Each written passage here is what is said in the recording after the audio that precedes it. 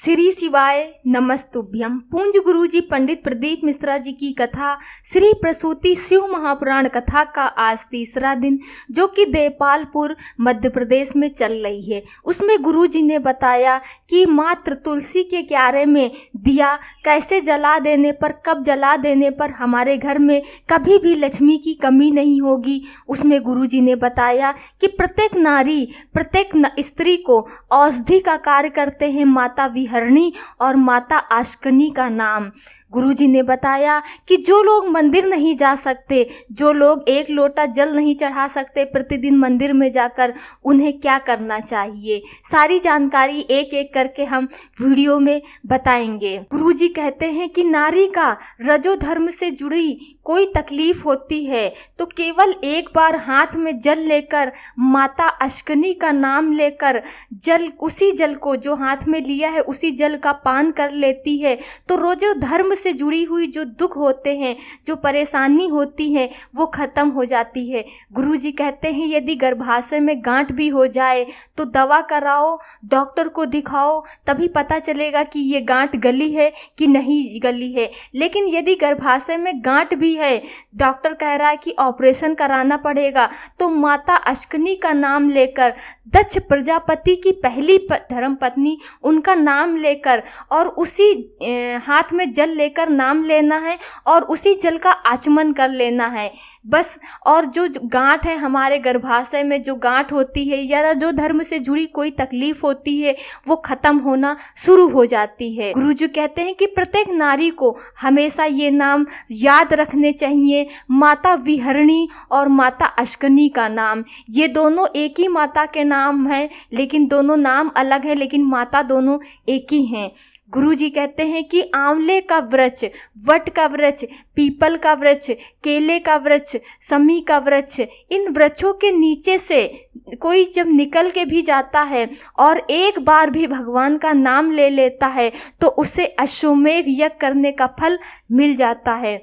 गुरुजी कहते हैं कि लोग आजकल घरों में मनी प्लांट लगाते हैं, लेकिन मनी प्लांट लगाने से मनी आएगी कि नहीं आएगी ये नहीं पता। लेकिन कहीं पर भी एक बेलपत्र का वृक्ष लगा कर देखो, घर में मनी जरूर आएगी, लक्ष्मी जरूर आएगी। गुरुजी कहते हैं कि यदि कोई बेटी ससुराल जा रही हो, कोई विदा हो रही हो, उसकी शादी हो रही हो, तो जब बेटी घर से विदा होने लगे तो तुलसी के क्यारे में मात्र एक दिया जरूर जलाना चाहिए जब बेटी की विदाई हो।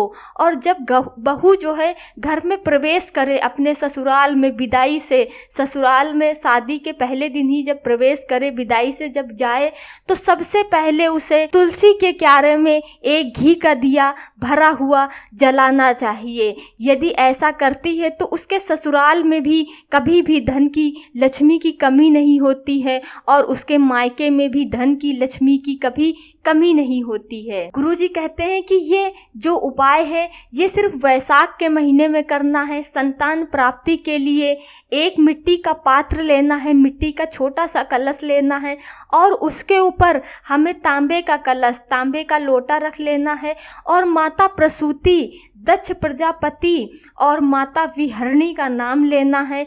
इन तीनों लोगों का नाम का स्मरण करना है और जो शिवलिंग वट के वृक्ष के नीचे हो, कोई भी शिवलिंग हो, चाहे सीमेंट का हो, नर्मदेश्वर हो या कोई भी छोटा बड़ा कोई भी शिवलिंग हो, उसी शिवलिंग पे जाना है और दोनों मिट्टी का कलश नीचे रहेगा और तांबे का जो कलश है वो ऊपर रहेगा। दोनों में जल भर लेना है और शिवलिंग के पास जब जल चढ़ाएंगे तो दक्ष प्रजापति का नाम लेना है, माता प्रसूति का नाम लेना है, माता विहरणी का नाम लेना है।